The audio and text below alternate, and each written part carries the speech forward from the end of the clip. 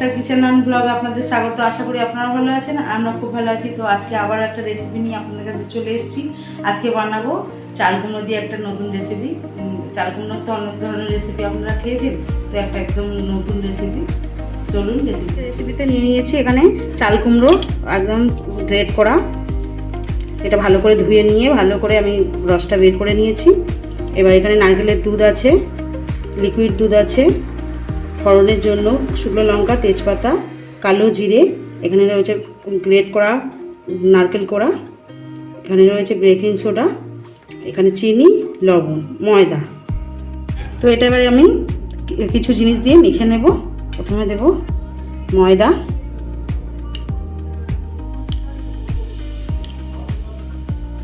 ময়দাটার পরিমাণ মতো যেন ওটা পকোড়ার মতো মাখানো যায় সেই হিসাবে দিতে হবে। লবণ, সেই স্বাদ মতো লবণ দেবেন আপনারা। চিনি, এখানে স্বাদ মতো চিনি দেওয়া হবে, পরে আবারও চিনি লাগবে। গ্রেট করা নারকেল কোড়া, কালো জিরে,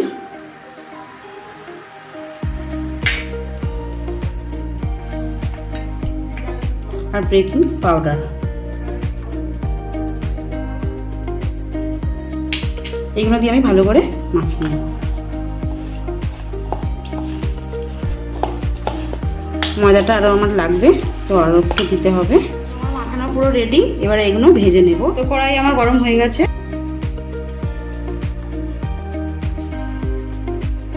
এটা আমার এখানেই প্রয়োজন হবে, আর এরপরে হবে না। পকোড়াটা জাস্ট ভেজে নেব।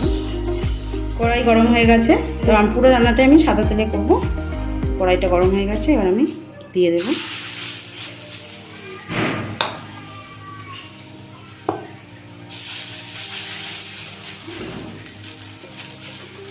সবগুলো এইভাবেই ভেজে নেব।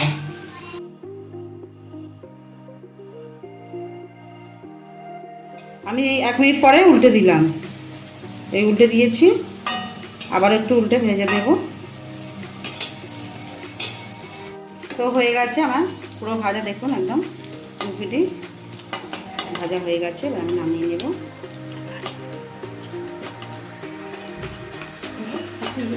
বাকিগুলো এইভাবেই আমি ভেজে নেব।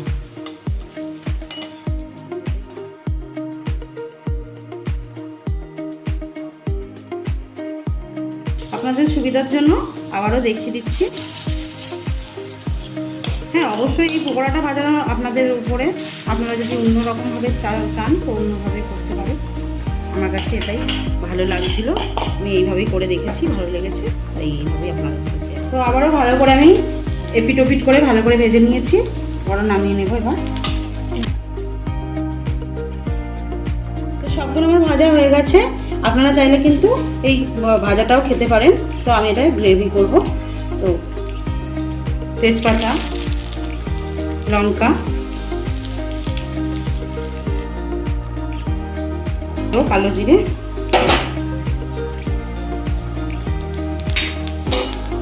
তো এটা কিন্তু খুব যে মিষ্টি হবে, মিষ্টির মতো স্বাদে যে মিষ্টিটা হবে তেমন নয়। এটা একটু ঝালঝালও হবে, আবার একটু মিষ্টি মিষ্টিও হবে, দুটো মিক্স করেছি।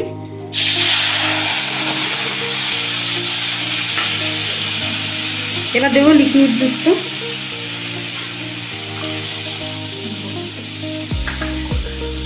এবার একটু লবণ,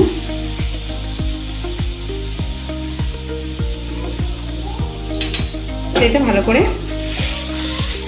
এটা একটু আমি সামান্য 30 সেকেন্ড মতো ফোটাবো, তারপরে আমি দিয়ে দেব পকোড়াগুলো। এবার দেব চিনি।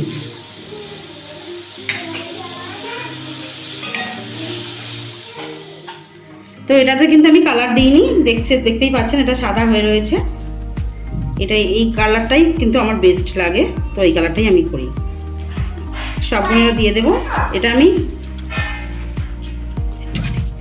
আমি 5 মিনিট মতো ফোটাবো। মানে যতক্ষণ ফোটালে ভালো হয়, বেশ গ্রেভিটা ভিতরে পকোড়ার ভিতরে চলে যায়, ততক্ষণ দিয়ে রাখতে হবে। তো আমার এখানে আমি 5 মিনিট মতোই এটা রেখে দেবো। হয়ে গেছে আমার 5 মিনিট, আমার পুরো রেডি হয়ে গেছে। গ্রেভিটা কিন্তু আপনারাও আপনাদের পরিমাণ মতো রাখবেন। যদি মনে করেন গ্রেভি একটু বেশি রাখবো তো রাখতে পারেন, আবার কমও রাখতে পারেন। তো আমি এইভাবেই রেখে দিলাম।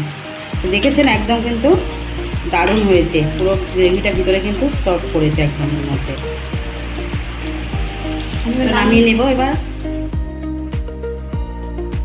তো রেসিপিটা দেখলেন, আশা করি আপনাদেরও ভালো লেগেছে। আর ভালো লাগলে অবশ্যই লাইক দেবেন, কমেন্ট করে বলবেন কেমন হয়েছে। আপনাদেরও মনে হচ্ছে যে এটা একদম নতুন একটা রেসিপি। ভালো লাগলে অবশ্যই একবার বাড়িতে বানিয়ে খাবেন। তো এটা ভাত দিয়েও খাওয়া যাবে, রুটি দিয়েও খাওয়া যাবে। অবশ্যই চ্যানেলটা সাবস্ক্রাইব করবেন। পরের ভিডিওতে আবার দেখা হবে। ততক্ষণ ভালো থাকবেন, সুস্থ থাকবেন। টাটা।